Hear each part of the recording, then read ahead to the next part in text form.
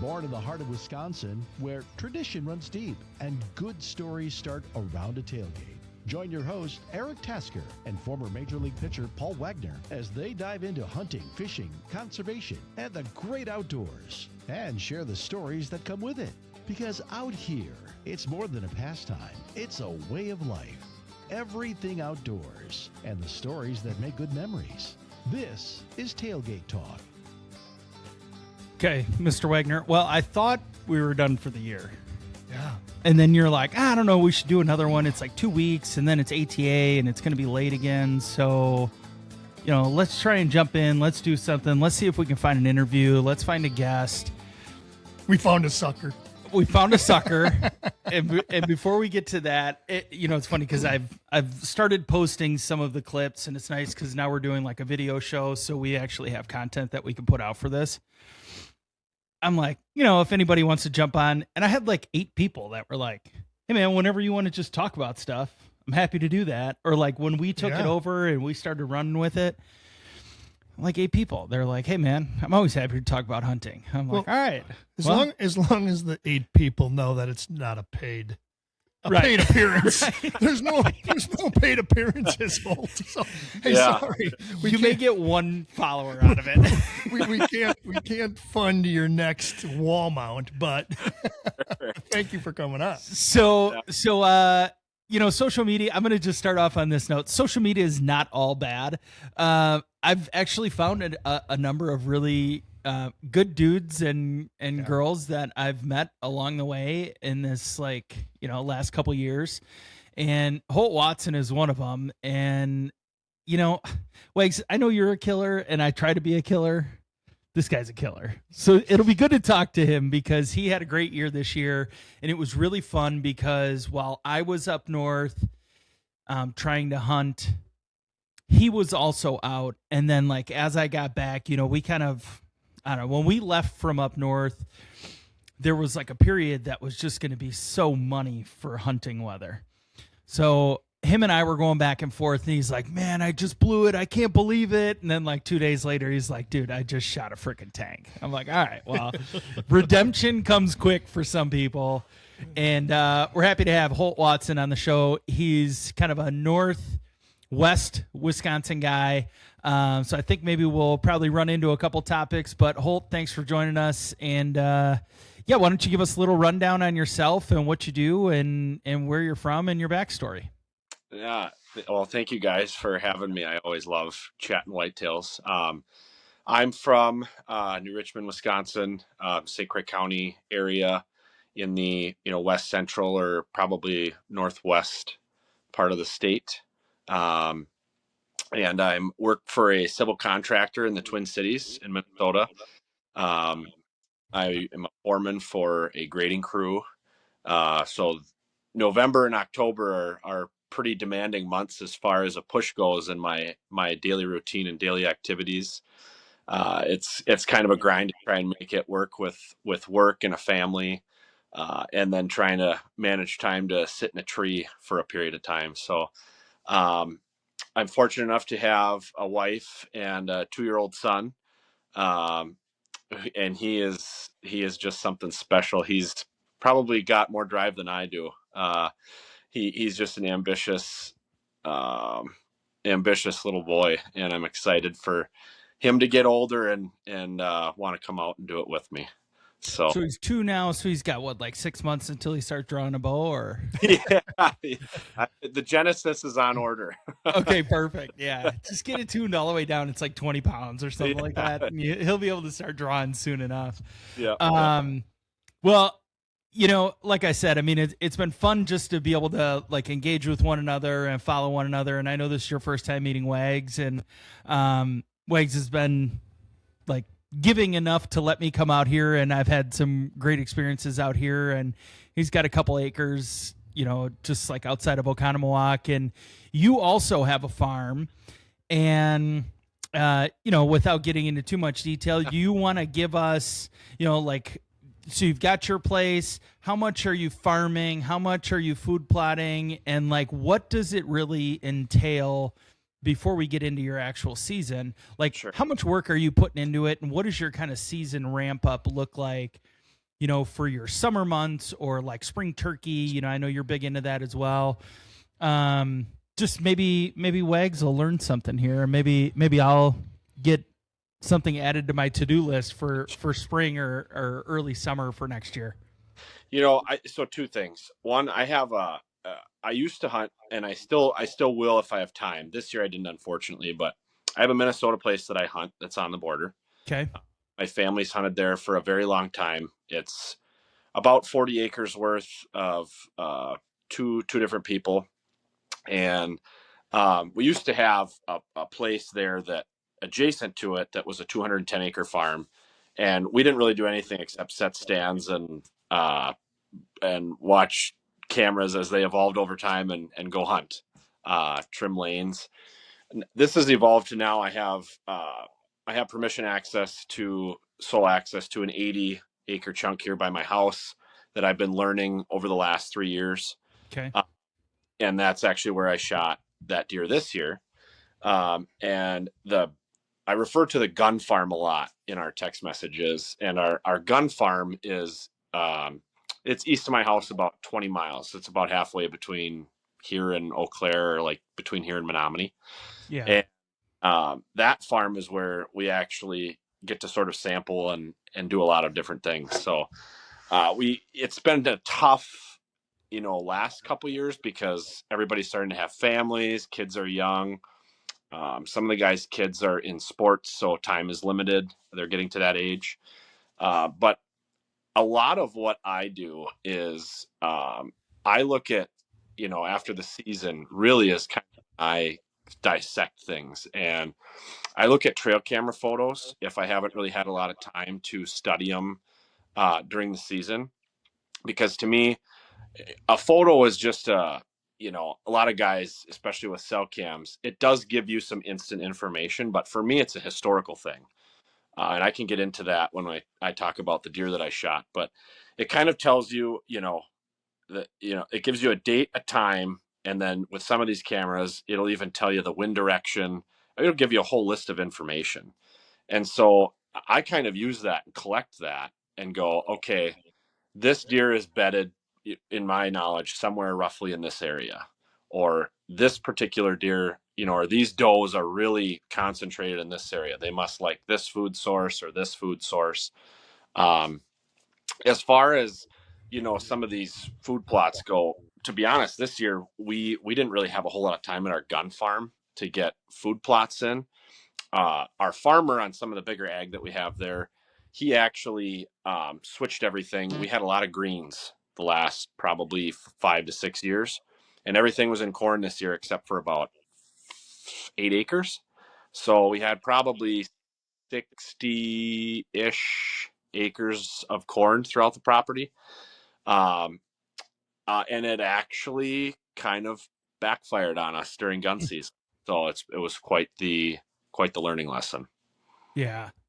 So when you say you've got greens out there, and Wags, I think the familiar story for you is, what am I going to plant this year that A, is going to actually germinate and grow well, and B, what's going to be the most appetizing for them? So I don't know if you want to just chime in with what you've done the last couple of years and just some of the challenges. And so I'm surrounded by so much ag. I'm surrounded by obviously a corn, bean, wheat rotation, corn, bean. Sometimes when the prices were right and things were dry, he doubled up a couple times, and I know farmers don't like to do that, but maybe a double back-to-back corn year. So my property, I'm going to say maybe, just for round numbers, maybe 5 total acres of food plots. That might be high, but we don't do any beans, corn, like you said. Did you say 8% greens? It was like 8 of 60 acres was green. So 8 of 60. Okay, so yeah, not 8%, but I mean, I see what you're doing, but I have to do it because first off, it gets crushed. Like, there's so many animals that will move out of or wait till crop and the egg fields are ready. I'm just having a hard time finding the right mixture of brassicas, rape, clover, Mm-hmm. whatever you want to throw in there. I threw in some purple tops. I tried to put some radishes in there. I tried to mix it up a little bit to get some strength in the food plot so it would, risk and go on. I don't plant until first week in August. I try Mm-hmm. to wait as long, and I really have to play the weather, because if I go too late in August or too soon, I get that drought. We usually have that drought around here always in mid August, and I Yeah. have to get that in before that comes. I got to get those first two rains in on it. But Mm-hmm. yeah, that's our situation. I've found out more listening to your and how you do it, whether it's the gun farm, whether it's the 60 acres, whether it's in Minnesota, whether it's here. Water for me, I've noticed with all the egg fields and all the farmers and all the ruckus that goes on, water is the most important thing that I've seen. And I'm not just saying water during rut. I'm talking water during early season, mid Mm-hmm. season, and postseason. Yeah.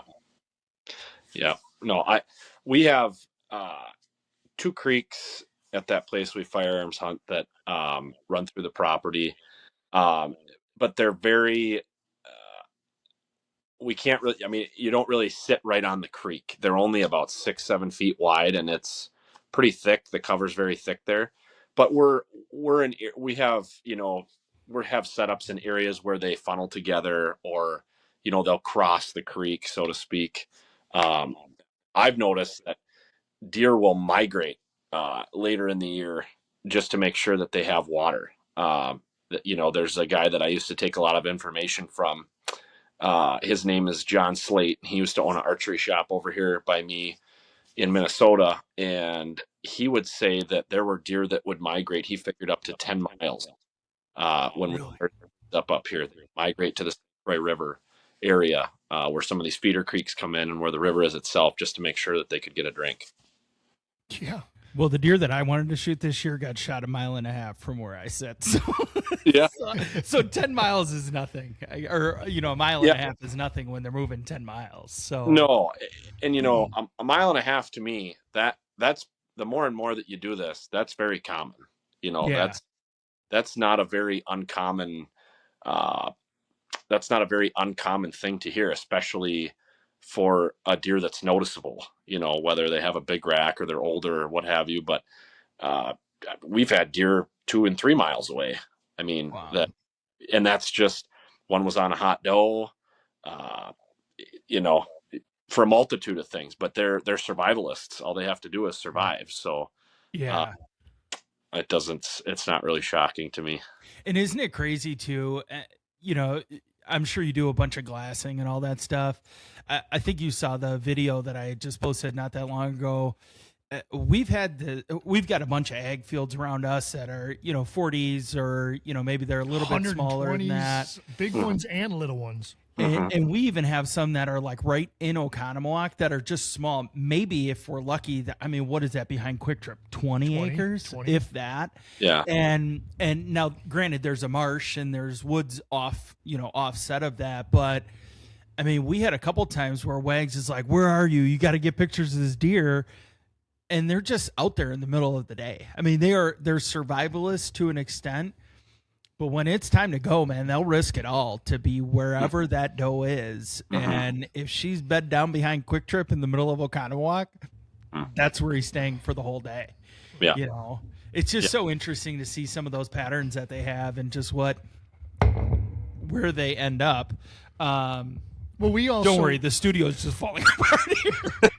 Well, we also had I shot a bear a few years ago up in right where the Flambeau and the Chippewa combine. It's like Holcomb. I'm a little bit south of. I used to have about 190 acres south of, right around that Ladysmith, Tony area, right in Holcomb, and we had, it was Jenny Weber. I believe it was on Jenny Weber Lake, and somebody sent this picture. I shot the big black bear, and that black bear the night before was almost, not necessarily 10, but almost 8 miles from there. So we're talking whitetails that run like the speed of light. I'm talking black bear going 8 miles who runs faster faster than me backwards. And they can cover ground. So like you said, survivalists, what they have to do, it doesn't necessarily mean the fast running whitetails. Animals, the wildlife in general, do what they have to survive. Yeah. Yeah, they're very. Yesterday, for example, I took the four-wheeler out. I went and got one of the heaters from one of our permanent stands, and doing some ice fishing over Christmas here. And I was four-wheeling in, and this is kind of a no-no for me. But I was going through a spot that we don't walk through, we don't do anything, we kind of stay out of there. But it was the only way I could get to the stand, given the amount of snow that we've had here. And um, so I was going through, and on the way in, I didn't look very hard, but on my way out, I'm like, I need to scan and see if I see anything down. And no kidding, one of the bucks that I don't know which one it is for sure. I'm sure it's one of the ones we were after, but he was bedded about 35 yards from me in a spot where he can see everything. And he just sat there and watched me on the four-wheeler the entire time. I made sure not to slow. I just kind of kept going at a good clip and kept moving. But, it just tells me that just because he didn't move, I mean, that deer knows that he's Right. being hunted, Right. Yeah. that he's very aware of why. I mean, there's a reason that he's laying in that bed. So, Yeah. Sound familiar, Wags? Yeah. You could drive around. I mean, you said that as long as you don't stop or as long as you don't turn off the four-wheeler, they'll just still hang out there. So we have a little spot too, about let's just say half acre, 3/4 of an acre. We call it the sanctuary. Nobody goes in there, and we usually just retrieve deer. But if you go in there, like where we got that doe or a couple of those does pulled out, you go in there with the four-wheeler, they'll sit there and they'll watch you. Like you just said, they'll have like a periscope on you. They'll watch everything. Once you stop that four-wheeler, or you slow down, or you excessive speed, or whatever you would do, then you jolt them. But if you just go minimal, you go with a tractor, you go with a snowmobile, you go with anything at a moderate, they'll watch you. Like you said, he probably didn't even move. If he's 35 yards from you, you probably spotted him. He looked right at you and you just kept going. And once you stop and get off, obviously they're startled. Mm-hmm. Yeah, we don't really give them enough credit for how they survive and the thing. I mean, they survive. You got to think, especially a doe. There's how many antlerless seasons now for a doe in our state, and there's firearm season, and there's muzzleloader season, and there's the holiday hunt, and there's a tease. I mean, it's amazing that we have honestly any deer left at the end. It's honestly, it's just wild. I give them credit. They're some of the smartest creatures out there. Yeah. Well, I tried to shoot a buck in my yard last week, and the snow was so crunchy. So I walk out the front door and I'm like, all right, if I can get to the side of the house, I can shoot this deer. It needs to take 5 more steps. Yeah. And I wasn't even to the front of the house, and I just kind of poked my head around the side of the front of the house, and it made me right away. I mean, it's just so loud. I mean, they're so aware, and even though even by me, I mean, we see deer all the time, and I can walk out there and I can throw apples to them or whatever, but the bucks don't show up much during daylight, but when they do, boy, they're there for a reason. And if there's anything that feels off, they're gone. They're gone right away. So, yeah, it is. It's cool to see both sides of that, though, too, because, I mean, we let the dogs out or whatever, and the dogs will sit there and they'll just watch for 10 minutes or 15 minutes. But we can also walk out there and not really throw them off too much, but I mean, you get too close or you make a wrong move or you move too fast. Yeah. They're no strangers to running away from people, that's for sure.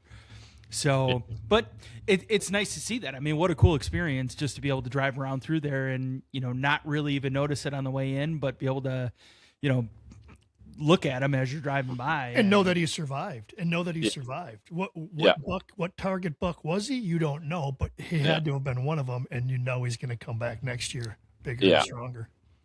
And what's amazing is I know the gun pressure that we have around that farm, and we have our access. I would say access to me is a big thing, and a couple of our stands have marginal access, and it's amazing that the 3 that I would say anybody would have shot, they're all still alive. They've all showed back up on camera. They've all daylighted.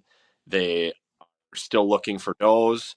There was one on a doe here like 3-4 days ago. I mean, it's kind of wild how all of a sudden, like, they sort of just disappear for 9-10 days, and then boom, like, they're back. I'm just like, just when I think I have it figured out. Right. They know. Well, that's why you got to be sitting on day 11, 12, 13, So why don't we talk about that? I mean, you had it was a fun exchange for us to go back and forth because I mean, we've all been there, and there's so many close encounters, and there's I don't know. I mean, the thing that I love to say, and that I repeat all the time is just, bow hunting is just so damn hard. I mean, not only do you have to have the skill set to be able to do it, but sometimes you just got to get lucky and a couple things need to go right. And, for you, I mean, you can go into the story, but it was just like one little thing or just not enough time or, not enough coverage or whatever it was. And you just weren't able to get your bow drawn that first time, and then to be able to have a kind of a second chance at it. I mean, you just love to hear that because well, yours ended the right way. Ours usually don't, and it was cool to follow along with that. So why don't you give us a rundown of what happened? So it's also my first actually with a bow in Wisconsin. It's my first buck with a bow in Wisconsin. Okay. So a lot of my problem before was I'd have all these properties, or let's just say multiple properties, but you kind of spread yourself thin and you start camera chasing and you don't really actually understand what you're doing, what the deer are doing, why are they doing it. So awareness was kind of my first thing going into this year. It was like, I need to be aware and just go, I have a limited amount of time. I know that there's probably going to be some pretty good deer that I want to shoot that show up here. And I need to just really focus on one place, and then then we'll take it from there. So this deer, actually last year, I had to wait to get into my stand one morning because he was actually in there when I was parking my truck. So a little bit of history that way, but he was around quite a bit last year. Just could never really put it together. And going into this year, this deer showed up on camera, and several deer showed up on camera, and I don't know which one's which, but I'm like, I don't really care. I would shoot every one of them. I mean, it's very to be. it was like I'd wake up in the morning and look at my phone, and I'd be having coffee before I go to work, and my wife's like, what are you looking at? And I'm like, honey, you won't believe what's out here. And I'm showing her, she's like, that's out there, Yeah. So it was like, okay, it's time to set a game plan. So I watched work has been really busy. I kind of talked about that earlier, but it's a busy time of the year because we're trying to wrap up everything before Thanksgiving. And I just kind of had this feeling like a lot of people like to take that Halloween time off. Like a lot of people are like, I like the last week in October. Yeah. And everybody's kind of got their groove on what they think works for them in their area. And for me, I just always, I've definitely had a lot of luck on Halloween and November 1st, but I've actually had closer to that November 15th, like from the 7th to the 15th has just been, if you can get, the weather in your favor, has just been killer for me. So looking 2 weeks out, I didn't ask for time off. My boss knows better. So just letting you know, these are the dates that I will be gone, and it's negotiable. Right. So, but with that being said, at work, I left everybody was in a good position. There wasn't anything there that I just left of crap for people. Yeah. So I just saw something that PTO doesn't stand for paid time off. It stands for prepare the others. So that'll be good. You can use that for next year when it comes to this time. Yeah, I like that. I'll have to use so I was really looking at that. Full moon fell at a certain time. I think it was like full on the 5th. And so I really like hunting after the full moon. So I took off the 6th through the 11th through Veterans Day. plan. And we had a cold front that was lining up perfect with everything. And actually, one thing I started to notice is this buck in particular would show up on a wind switch. So if we had like, you hear Mark Drury talk a lot about like, Yeah. south after a bunch of norths. Well, we had a south wind. It was like east southeast, and I'm like, I think I got to go to this tree. And had lots of bucks hitting the scrape or scent checking and communicating with does. And no kidding, like first morning, I'm having a breakfast bar, half a sandwich, 8 o'clock, and all of a sudden, like I look over in the popples and he's coming at 40 yards. And I'm like, you have got to be kidding me. So I set it down, grab my bow. I got a bunch of, I don't know if they're tag elders or what they are, but it's a bunch of cover for me to draw back. I draw back 6 yards right in front of my camera. And I'm at full draw and I stopped him. And right before I touched it off, he boogered. And I'm just like, I didn't even feel sick to my stomach or bad because I'm like, I beat you. You don't even know what, there's Right. no way you saw me. Like I've buried this tree. I purposely sit a little bit lower in this tree for cover reasons. I'm like, oh well. And that was the heartbreak exchange that we had. Oh yeah. I'm just like, and then it's kind of set in and I was texting you and I'm like, dude, I won. He's just not laying in my truck yet, like, yeah. Oh. So it kind of like just gave me some fuel to the fire. The next day, I actually saw another deer later that day that was a stud I would have shot. Had a lot of really good encounters and close calls like in the next 48 hours. And then about the fourth day of my vacation, I'm like, I need to be on the other side of this bedding area because I'm missing the boat on something. There's a lot of deer and bucks are, for some reason, it's because they have security. I can tell it's tight. It's a hard transition between pines and oaks.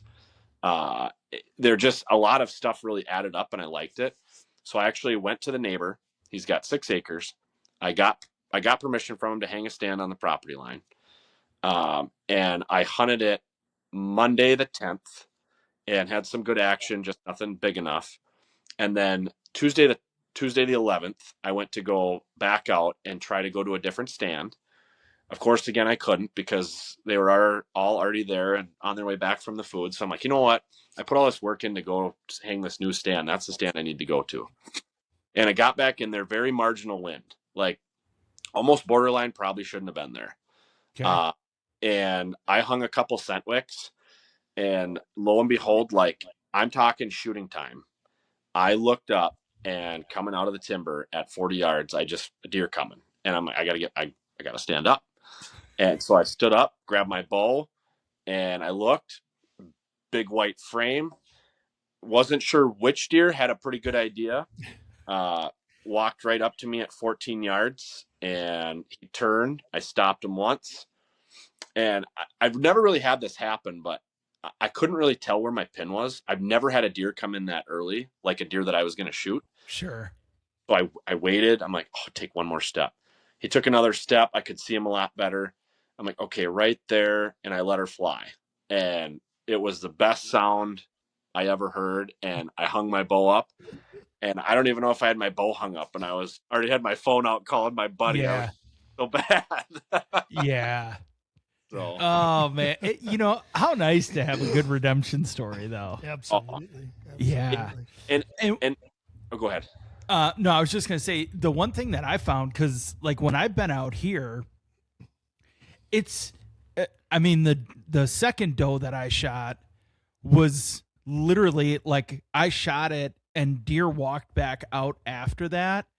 And I called Wags and was like, I don't know what to do. I don't know if we're after hours. Like they are always like the last 5 minutes. So when you're in a redneck, I mean, you have marginal light, which is not great, but if you have, like I have the HHA 3-pin or the 2-pin and I got the like rechargeable light for it, even on the lowest setting, I mean, it can really throw you off quick.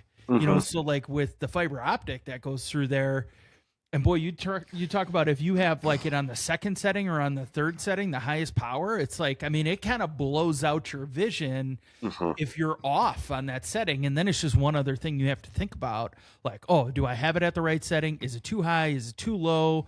You know, and just kind of managing that, or not using a light at all, and then just thinking, okay, well, I know it's right at the top of this bar. I'm going to just put the top of the bar on the deer. It's just, like I said, man, there's so many things that have to go right sometimes. And that's just one of them that you don't really think about much. But you said you went to that new set. Did you say as soon as you got in there? Was it like how? Give me how long were you there? Scent wicks. First off, when you said scent wicks, Yeah. you just dip them in like a Tink 69 and just put the little white ones and put them on a branch and let the wind blow it and spin you around. Okay. Yeah. So I got in pretty early because I was actually planning to go to a different set that takes a while to get to. And this particular stand is a very short walk. My access is very good here. And so I got in there. I was in probably 40 minutes before legal shooting. So I think I remember I hung one or two on the ground, and then I hung a couple with me up in the tree. And it's, you know, it doesn't always work, but I had to do it. You know, I always say, if you're going to take a risk, do it November, you know. Do you believe in those scent wicks? Do you like you also said, some guys want Halloween week, some guys want that first week in November, some guys want now November 7th to the 15th. Yeah. Certain guys, like some guys believe in nose jammer, some guys do that. Yeah. Do you always use that, or was this just a random thought process that, oh man, I got to get over here, it's 40 minutes before light, I got to get going, I got to put something up? I don't think it was that I figured I had to get something up, because it didn't take me very long. But I just think that anything you can do to put yourself in the game is the best. And it comes down to, like, if it's on what you want to shoot. You know, you say the deer come out like the last like 5 minutes, super common thing. You know, if the food's right there and there's plenty of it, well, there's no need to race to go get it necessarily. You know, I know your area, your farm, but that can be a factor. To me, it was just, you know, they're with a doe for usually 48 hours. So when I don't know the exact time of how long they're with her after they breed her, but, you know, there's been studies where they can literally find a doe, the next hot doe, in 15 minutes. If there's enough. So everybody wonders where these deer go. There's bucks go, and it's like, well, they already found one. You just weren't 300 yards. 48 hours, 15 minutes, 48 hours again. Right. Yeah, you know what I mean? Like so I just think that's why I like looking at historical data, because to me the historical data is why I had the opportunity that I did, because that deer came back. This particular wind was a southwest that day. It started southwest going to a west, and it was a northwest. I think the couple days coming up to it. So I knew I was putting myself back in the game, and the only reason I was hesitant, and that wasn't my first choice that morning, was because where the deer were coming from was going to be very close to downwind from me. You know, so that's why it wasn't my first choice, but I'm like, well, I got to go there now. And so I'm like, I might as well hang some doe and heat, because if I get a buck coming back through here, it's one thing that might take his mind off me. Right. You know, it might help. So it just is, it's maybe it's a mind. You used it in the fact that you knew, hey, I'm teetering with downwind. I've got to do something. If I played the wind correct, I don't always, as I'm assuming, you don't always use it. But in this situation, you're like, damn, I got to do something. Yeah. I mean, I am a big believer in scent wicks. I think it's just one piece to the puzzle. Deer use, to me, like, if guys like to hunt the last week in October, it's all about what you got to also be able to identify, like, the situation that you're in. Everything is a social hub for deer. So like a food plot is a social hub, a scrape is a social hub. Now, if you start putting scrapes, screening, food plots, all and water, like you mentioned earlier, all in one spot, you're creating a social hub for, you're giving them, it's just one more thing sort of adding to the puzzle. And so, if there's a scrape out in the wide open on the edge of the field, well, you might only get night pictures on that scrape. Right. But if the Right. scrape is in the woods, or you can only see 50 yards in each direction, probably a pretty good chance that whatever deer are using that are going to hit it during daylight hours. They'll check it. So this particular spot that I went to, when I like to hunt, when you see the deer, you better be ready, because it doesn't do me any good to see a deer 150 or 200 yards through the timber with a bow. Now I can rattle at them and grunt at them. Plenty of people do it. Buffalo County's got nice big ridges, wide open. Big deer die all the time doing that. But for me, it's like when I see the deer, more than likely, I'm probably going to get a shot at it, and it's going to right now. So that's kind of my style per se. That's how I hang a lot of my sets. It's very thick. Like I said, it's a hard transition cover where I'm at. Pines to oaks, and it's the downwind side of the bedding, and it's a lot of times, from what I've learned, it's where they're starting when they're coming to look for the next doe, and then they go and work the other 40 acres of whatever to the west of me. So I think it was just finally the final piece. It was like the aha moment, like it took you 3 years, but you finally figured it out. Yeah. So. Well, I like to think that my spot up north is also inside of 50 yards, but for some reason it doesn't work out as well as it does for other people. It's also like I said, everything is very situational. There's not one thing to me that's better than the other. Deer are big on, if we're going to talk deer in general, they like security, or they need security. They need food and water, of course. Right. If you're going to talk bucks, food, sex, and security. And so wherever is the most, obviously it probably goes against the video that you posted of deer breeding in the middle of a cornfield. Right. Yeah. Well, that's the one that just was willing to risk it all behind quick. Yeah. He knew that beer and glazers were nearby, so if he needed that, he could just run over there quick. Yeah. So again, I just, but a lot of times, if you can figure out when you walk a property and you're in big, whether it's public or private, and you're in, let's say, big timber, and it's open, all of a sudden it starts to get a little dense and thick, and your head bobbing and having to use your hands to move stuff, you're probably walking into a bedding area. And so, it's just kind of being able to identify where you're at, and understand why they're doing what they're doing, and just having the awareness. And something that you said was pretty important. I think when you say you look at your food plot and there's a scrape line, there's a rub line here, they're not going to hit that until night. So my property, or our property generally, the does will go out and feed. They'll hang out there early. They're there. Those bucks will roam. They'll get downwind. They'll see it. But a lot of those scrapes and rub lines in the woods up to my food plot, there's doe trails, and we've talked about this before. Let's just say these doe trails run east and west all the way up. These buck trails, these bucks will cut. They'll be in the timber, but they'll just cut right across. They won't come out. They'll cut those doe trails, and once they sniff, then they'll take a quick left or a quick right up into it. So the hunting spot, like if you're going to set up a set or something like that, watch that rub line, watch that scrape line, watch that somewhere in that time period, in the thick of things, not necessarily, look at that right on the edge of my food plot. You're right. Yeah. Come in at 9:30 at night. Yeah. Yeah. It's huge.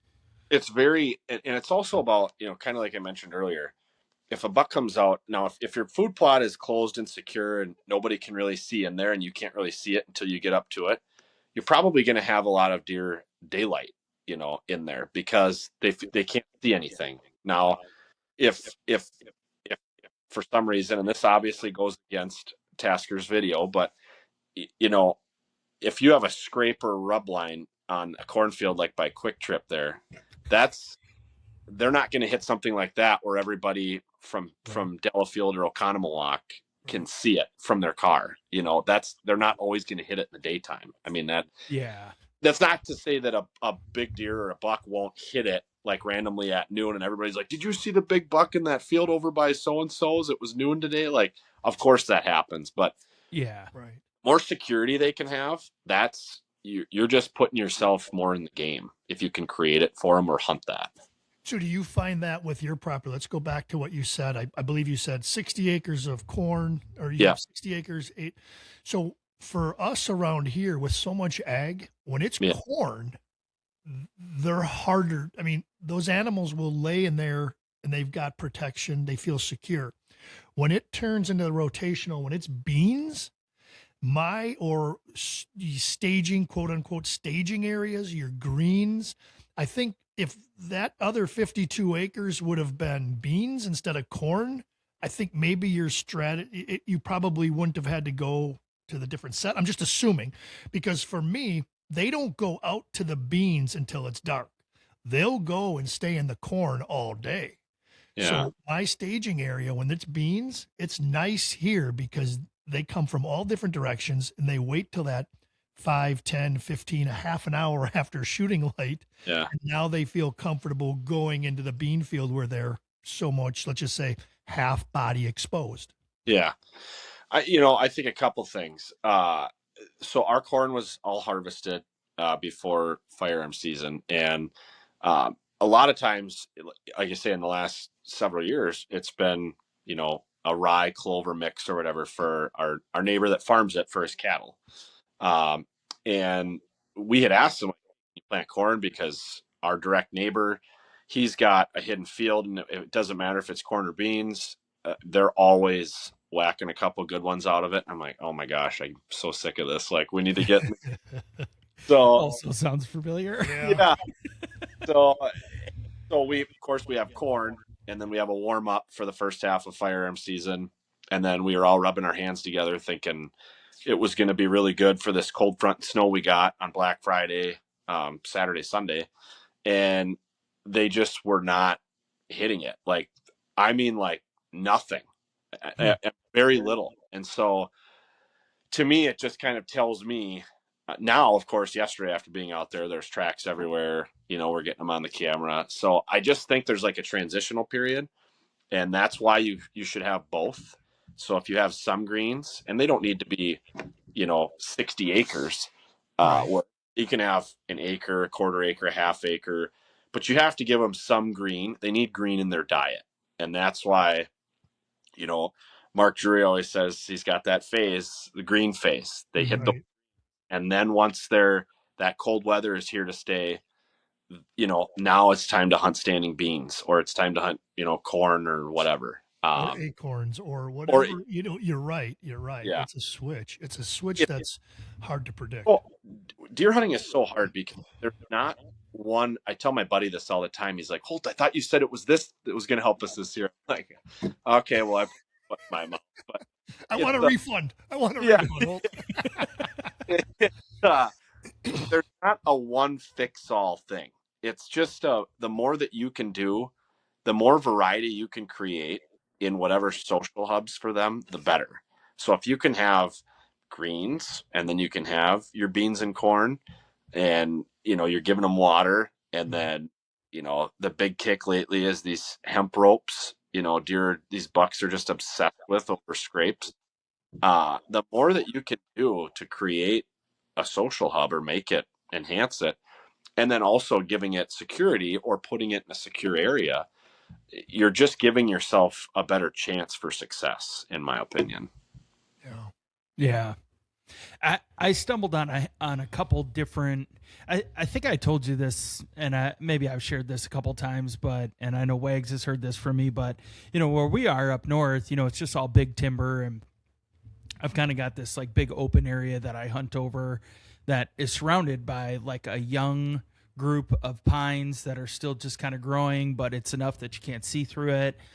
And you were saying that about the hemp ropes and just having something over like a licking branch or whatever that might be. I mean, this was the first year that we saw like a half dozen scrapes around us. And I just remember I took a picture of every single one because there was something above it. No matter which scrape it was, there was leaves that were still on a branch, or there was a branch that was hanging over it, or there was something there. And I was like, there's so many times where we see something that we're like, oh, the Hodag hemp ropes, they say, oh yeah, you got to hang this and it's going to work. And they got all the videos and it's 10,000 of them and 4 of them are getting a ton of traction with it.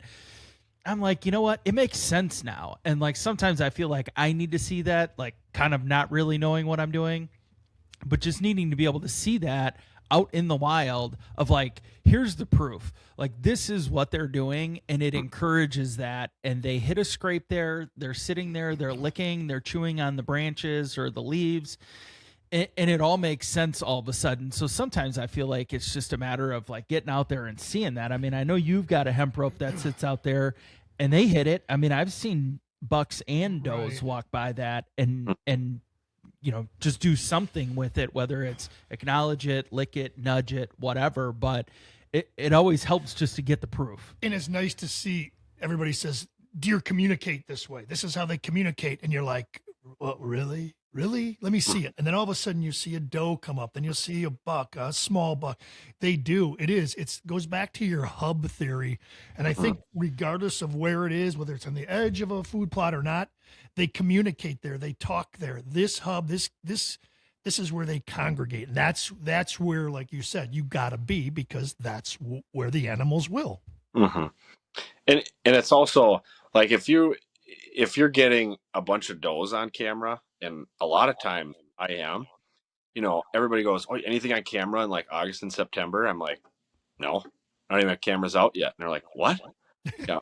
Sometimes at certain places, I don't put them out until October. And then it just seems like the middle of October, whenever that time starts to get right, like there's one, there's another, because eventually they're going to come find them. I mean, those bucks are come find the does. So you just have to, it's something you learn, and it's hard. It's a mental game, right? Because it's you're sitting there and you're like, oh, all my buddies are sending me these pictures of beautiful deer, and I have nothing to be excited for. So have you ever run the cameras early, and have you ever tried to get the early season success and try and get out there and do it, or just your work schedule doesn't allow it? No, I have. Before, the earliest I've ever shot a buck would be October 11th. Okay. Not that, and when I was hunting a little bit before that. My schedule now doesn't allow it. This was before I was married and had a kid, and if I wasn't collecting at work, my truck was parked wherever I was hunting. Yeah. So, but there's kind of a time and a place for it. So it's kind of like, it's very situational. The first good cold front in October can be really good, because certain deer get on their feet and move, and maybe switch up beds, or go to maybe they're restaging and they're going to their rut range or their fall range. They've left their summer range, and that's where they're going, and you're catching them in that window, or they just happen to finally daylight. They're not on their belly for once, and you caught them doing it. So but that's as early. I really, honestly, now I don't sit in a tree before October. I would say like the 24th would probably be the earliest that I'll get in a tree. Wow. Right. Yeah. I just met with a distillery guy that we're looking to be partners with, and it's a family farm. They're like outside of Appleton, and we got to talking about just chasing turkeys and deer and all that stuff when I met him for the first time. And he's like, yeah, I'm a big time pattern guy. And I'm like, what do you mean? He's like, 3 of the last 4 years, I killed my target buck on opening morning. I'm like, I mean, I guess, but he's got to harvest, and he's got to run a distillery, and he's got to do all those things. So that's what works for him. Me, I'm thinking I want to hunt more than one day a year. Yeah. And I wanna have like some of that anticipation. Now, if I only was able to kill a target buck on opening day, I would do that every year. Of course, who wouldn't? Yeah.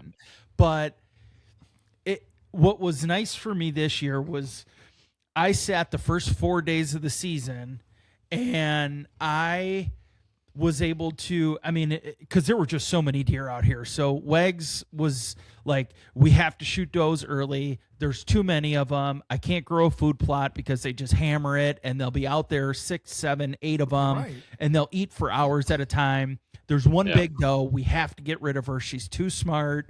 She knows all she does is stare at the redneck, so shooting a doe, at least on the 4th day of the season this year, first of all, that's not fun because it was 88 degrees. So I'm dying out there, just beating in the sun. But the other side of that is it took a lot of stress off of me. So, we have a lot going on at home. We're trying to get things done. We're trying to get ramped, whatever it is. Venison is in the freezer, so I don't have to worry about it. I at least have a tag punched for the year. But even on day 4, I'm thinking, okay, well, I shot a doe. If I shot a buck by now, in 2 weeks, I'd be itching to get out there again. And then what am I going to do? Just go shoot does? I mean, so it's got to be what makes sense for that person. And I don't know. I like the fact that you go out at the end of October because my target buck has never come by that early. But that's my timeline, like October 25th, 6th, leading up to Halloween into that November. If that buck comes at that time, I'm ready to flip an arrow. Yeah. I think early on, I don't want to lose the hunting season. I don't want to lose that. I don't want to just go out there and see does. It's such a transitional area that we are in that we will see. You put up your cameras. I think when we put up our cameras, the first day we till dirt. The first day we mix up some dirt, every single buck comes over and knows exactly, okay, we'll be back here. Let's put that on the calendar. It's August 15th, September, October. We'll be here in about 2.5 months and we'll check out all the does. Because I think if I patterned something for September 15th or September 14th and shot them, I don't like that because we do have so many different animals moving. And like we talked about earlier, they cover so much ground, especially after that first reproductive cycle. If they go for that second one and the animals there that you can see and find and come across, I think that's the important thing.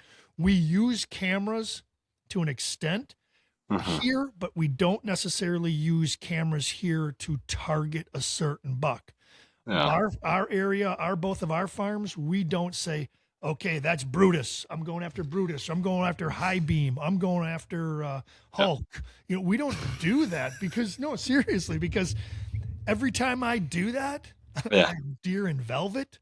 I have deer pictures when I did it early, and I end up taking all those pictures to the neighbors and saying, with my fake smile, congratulations, let's do another shot for you and not me. And I'm not happy. Yeah.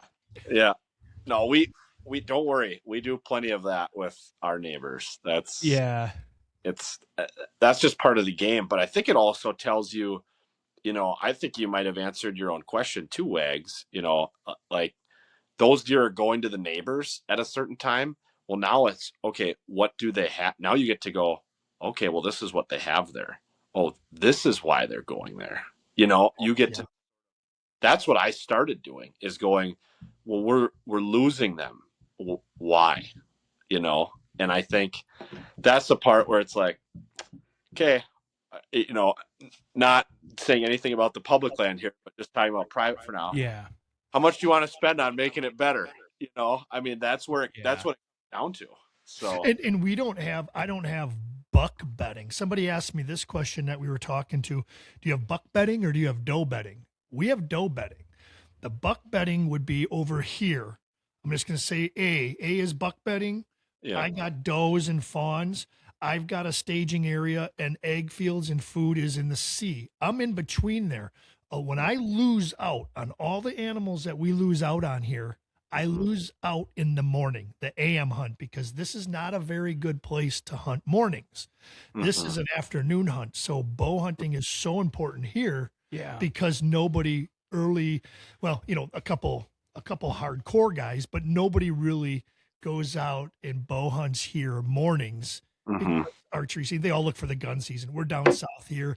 The Yep. Orange Army's huge. Everybody looks forward to shooting guns. So, Yep. but that's what I have. I have that. What it is, I know, but I don't have. We don't have the bucks here. They come Yeah. here. It's a. I'm in between both of those spots, so I need the afternoons. Yeah. Yeah. No, and you're, it sounds like you're pretty aware of that. That's the tricky part where you go, you know, you'll get lucky. I mean, the thing is you have the does. And if you have the does, you're already winning. You already have, if you have doe bedding, to me, you already put yourself in the game. Now it's just a matter of what do I have to do to capitalize? Right. So, Yeah.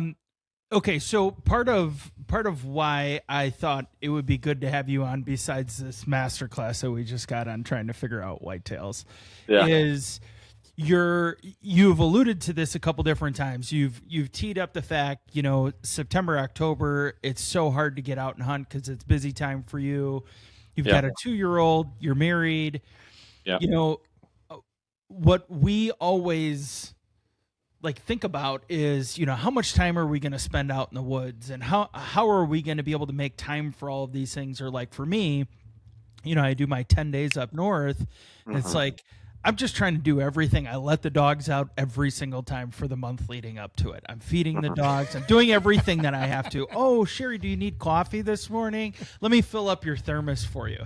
Yeah. Just trying to fill the bank with good deposits so that when it comes time, we can walk away like us, the hunters in the situation, we can walk away and we can just be at peace with it. But, how is there anything that you do, or is there, time management is so hard because, I mean, you're in construction and you're doing grading. And I mean, I'm sure those are long hours throughout the summer and leading into the fall, trying to wrap up projects, and you've got a little one, you've got a wife you want to keep happy. And I mean, I think we're all kind of faced with that. Is there anything that you do that you help manage your time, or that you make yourself more efficient, trying to enjoy this passion that we have? I think for me, it's just about, you kind of said it. It's just about showing up. And so showing up for me is, okay, I might not be able to turkey hunt as much as I want to for, a duration of time, until my son wants to, or if my wife wants to go at some point here. Yeah.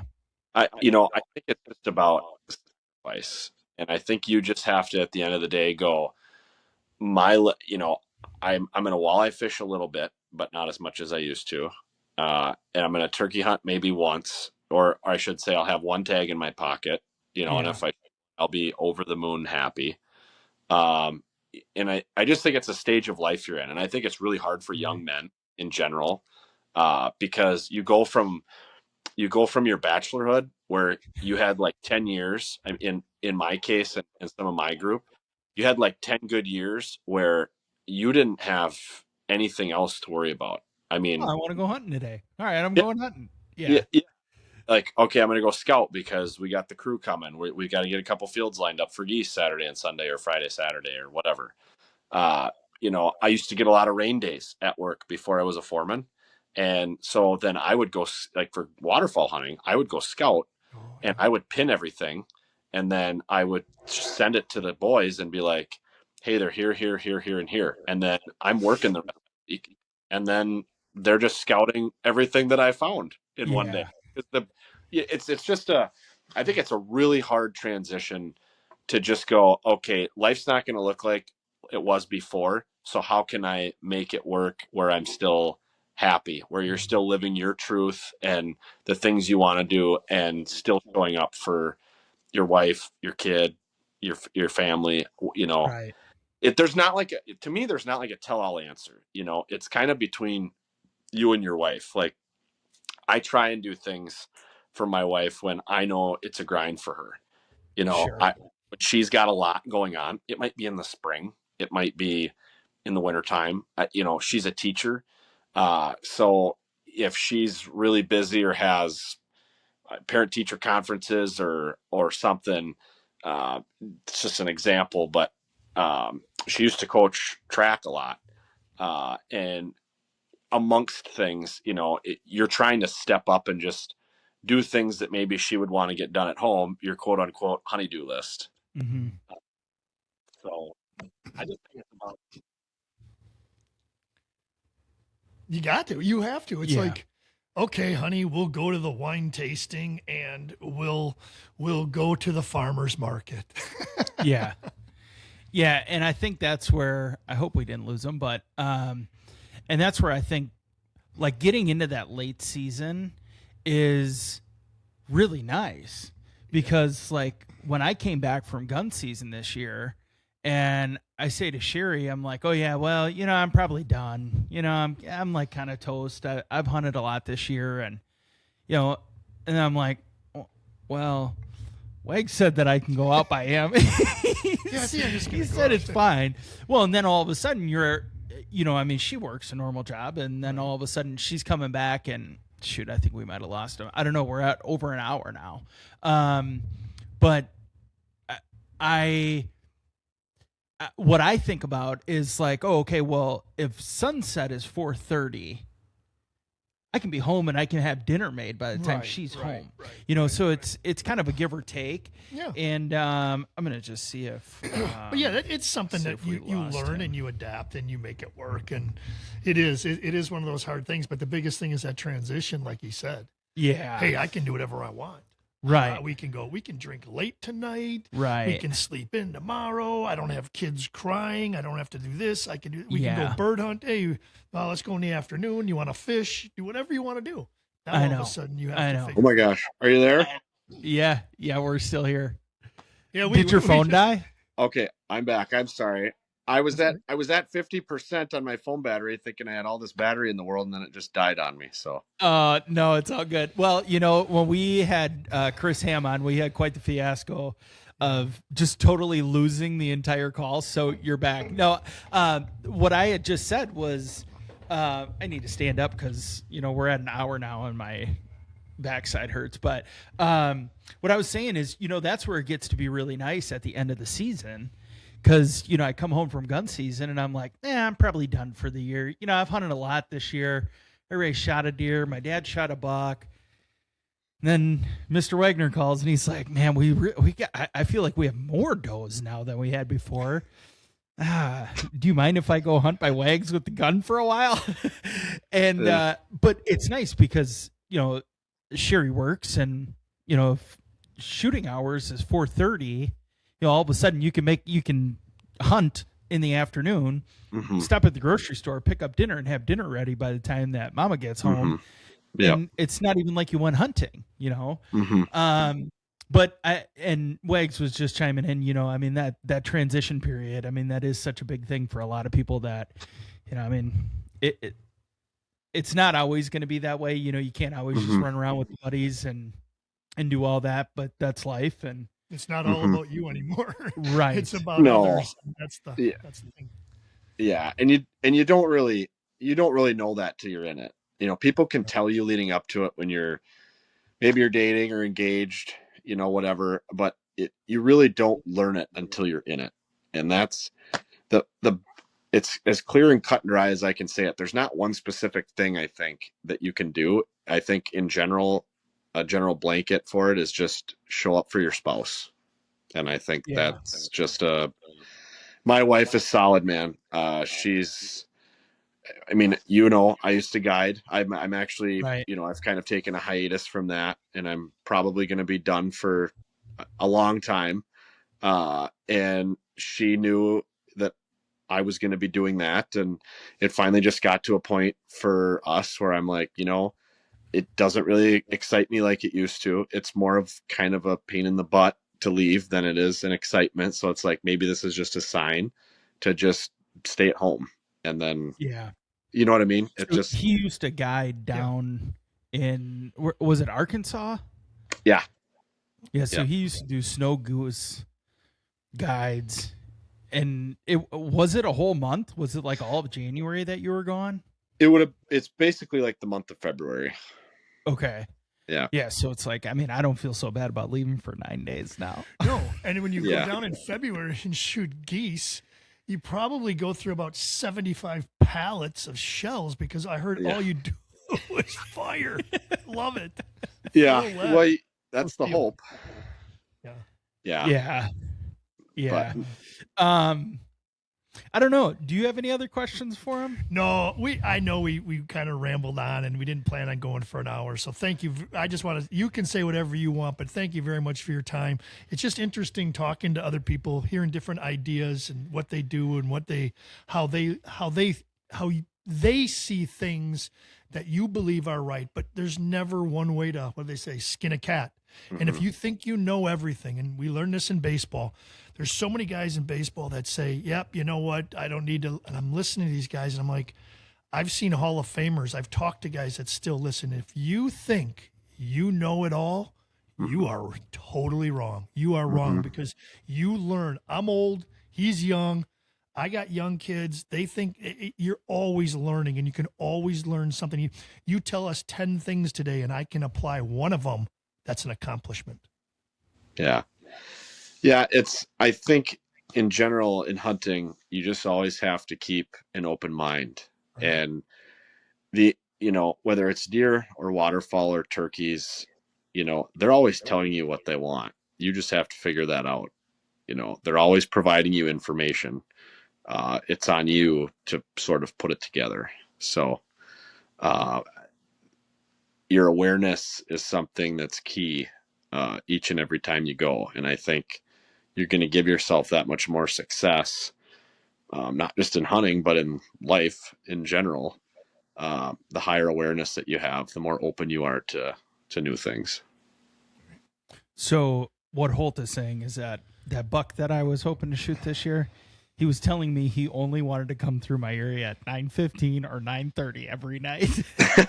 So hang with him. Oh man. Well, that's good. Well, Holt, I'm so glad that we met. I'm so glad that we crossed paths. I mean, so Wags, Holt has been the guy that when I'm like, I don't really understand looking at Onyx and like, what should I be looking for or whatever. I mean, I don't know. What if I sent you 30 pins over the last couple of years? And I'm like, what do you think of this area? And you're like, well, I'd go right over here. And I'm like, all right, okay. Sounds good. I guess that's where I'm going now. And, and I mean, the number of times where I'm like, I stumbled on something or I'm like, holy cow, I've never seen a rub this big before. And I don't know how you know it all, but you know more than we do. And so it's always nice just to bounce some ideas off people and to have somebody like that. And, absolutely. To, be like, hey man, I don't know what I'm doing. I just would really like to get into a different spot. I'm willing to move.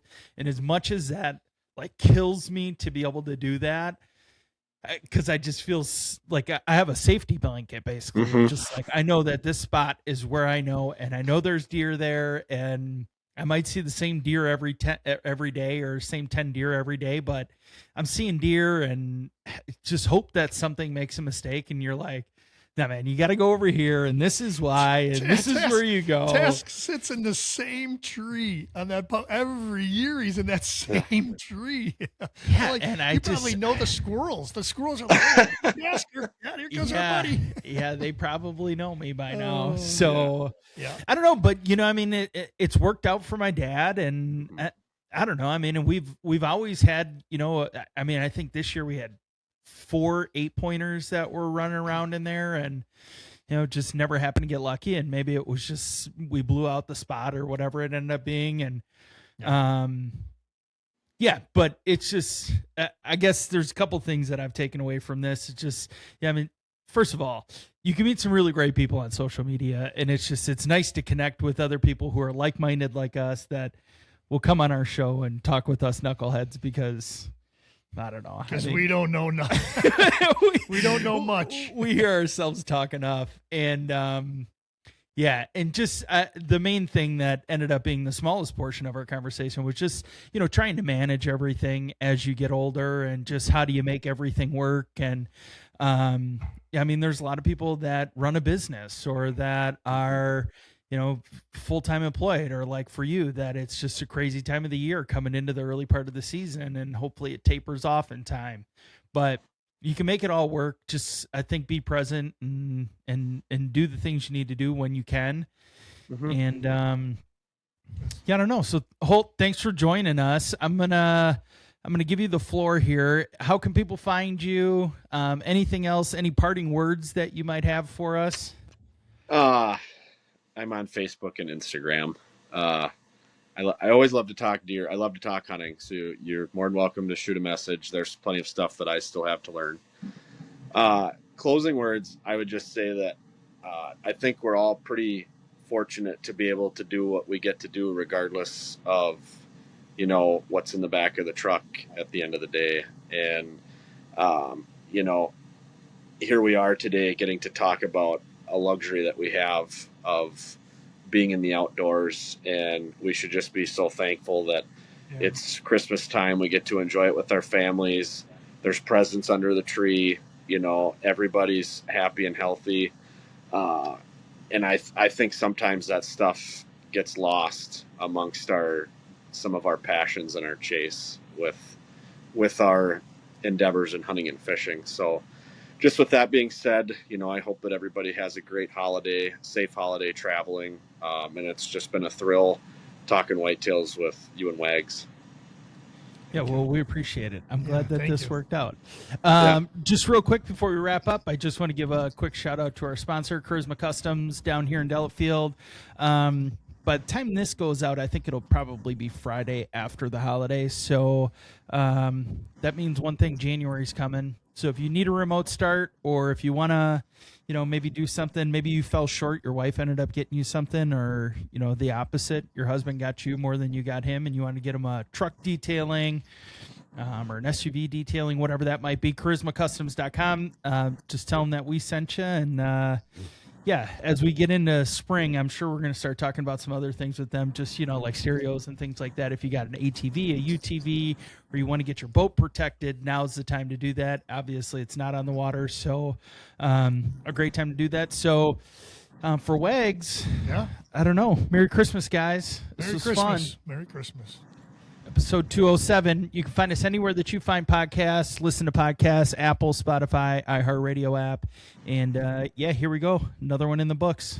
Thanks again, Holt. Appreciate it. Thank you, guys.